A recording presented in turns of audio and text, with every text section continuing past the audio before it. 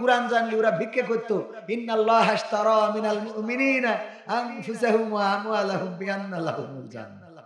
ওরা আয়াত জানে না, তাই এই কথা বলতে পারে না। আর এখনকার ফকিররা অবশ্যই আয়াত না জানলেও স্মার্ট হয়ে গেছে। আমার বাড়ি এসেছে এক ফকির ভ্যানে করে। কিসে করে?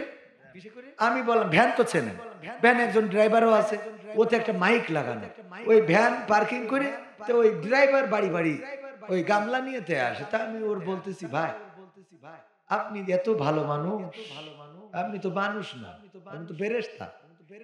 তো এত ভালো মানুষ যখন এই লোকটারে ভ্যানে করে নিয়ে বেড়ান মানুষের বাড়ি বাড়ি থেকে, তো এর থেকে ভালো লোকটারে বাড়ি রেখে দিয়ে আপনি ভ্যান চালায়ে ওরে তো খাওয়াইলেই হয়। ভাই হুজুর আপনি মনে হয় বুঝতে পারেননি কে? তো বলছে আসলে আমি উনার চালাই নে, উনি আমার চালায়।